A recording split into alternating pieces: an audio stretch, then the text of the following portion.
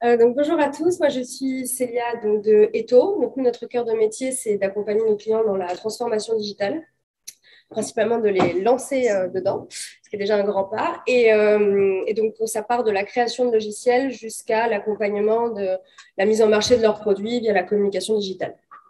Donc aujourd'hui, si j'interviens, c'est pour introduire un concept qui a donc sa grande importance dans la transformation digitale, qui est l'importance de l'interconnectivité dans l'expérience utilisateur et notamment le rôle qui joue l'API, les API et la data.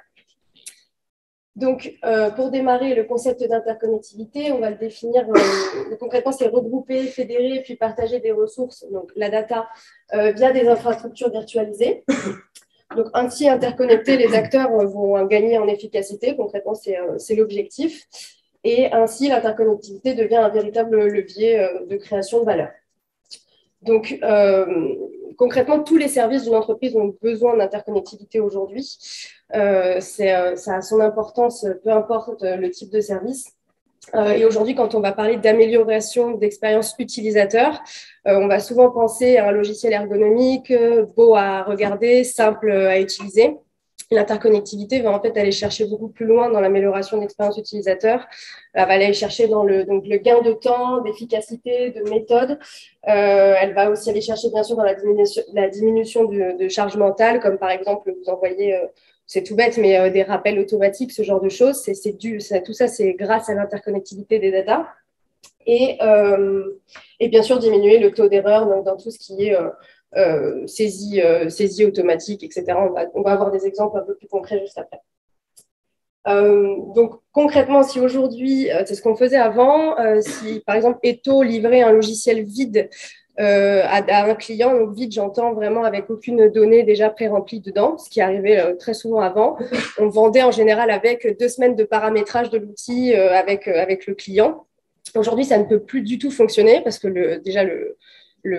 l'utilisateur est très versatile et n'a clairement plus le temps ni l'envie d'ailleurs de paramétrer un logiciel pendant même ne serait-ce que plus d'1 heure.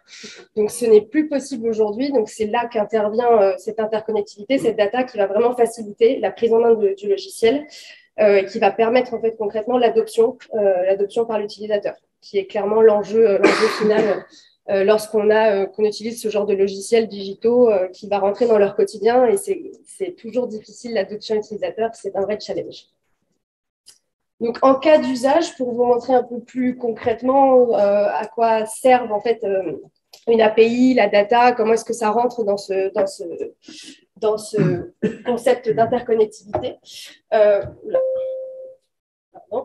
On a donc une API qui va être vue plutôt comme une passerelle. Il faut vraiment le voir comme une passerelle. C'est par là que vont passer les données. L'API est connectée entre une base de données d'un logiciel à un autre logiciel. Et les données vont être interchangées entre les différentes infrastructures digitales.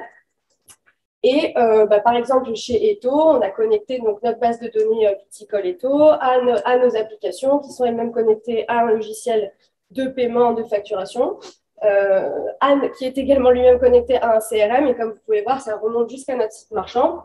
Et donc, tous ces éléments digitaux sont connectés entre eux. Donc, qu'est-ce que ça entraîne comme avantage concrètement de tout connecter?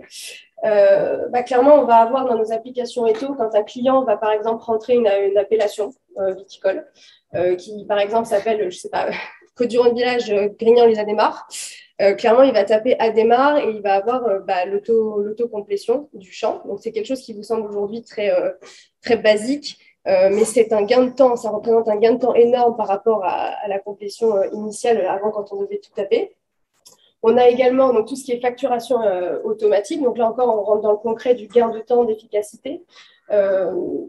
C'est aujourd'hui, ça nous semble impensable par exemple, pour des applications, ce genre de choses, de ne pas facturer automatiquement. Mais avant, complètement, notre service comptabilité passait, par exemple, pour vous donner un chiffre concret, un après-midi à facturer tous nos clients qui utilisaient nos applications. Du jour où on est passé, après, du coup, qu'on a connecté Stripe automatiquement à nos applications, on gagne un après-midi complet de facturation. Ça se fait automatiquement, ça enlève des erreurs de saisie. Donc, c'est là vraiment quand je parle d'expérience utilisateur, on va vraiment rentrer dans un gain de temps, dans une diminution de la charge mentale, il n'y a plus d'erreurs. Voilà. Donc, ensuite, on a les connexions avec le CRM. Donc, encore un exemple, là, c'est pour nos commerciaux. Plus besoin de rentrer les données clients, tout est automatique. Plus besoin de... En plus, les données sont bien uniformes entre elles. On va dire qu'avant, chacun il mettait un peu son grain de sel, on ne savait pas vraiment comment écrire quoi. Là, maintenant, toutes les données sont de la même façon. La lecture des données est simplifiée concrètement. Et donc, du coup, on gagne ici encore pour la prise de décision du commercial, qui est quand même sa valeur ajoutée. Il va, lui, passer plus de temps dans la prise de décision stratégique plutôt que d'en devoir rentrer des informations en permanence dans son CRM. Et justement, pour conclure, pour aller un tout petit peu plus loin, les data et donc l'API, ça peut nous permettre l'analyse prédictive. Et donc, ça nous permet d'obtenir des informations futures grâce à nos données historiques. Donc là, on rentre du coup, une fois qu'on a bien fait la première partie du travail, à savoir bien organiser nos données, les connecter entre elles et installer cette interconnectivité, on va aller beaucoup plus loin et faciliter donc la prise de décision du vigneron dans notre secteur, mais de beaucoup d'autres secteurs. Voilà, merci pour votre écoute.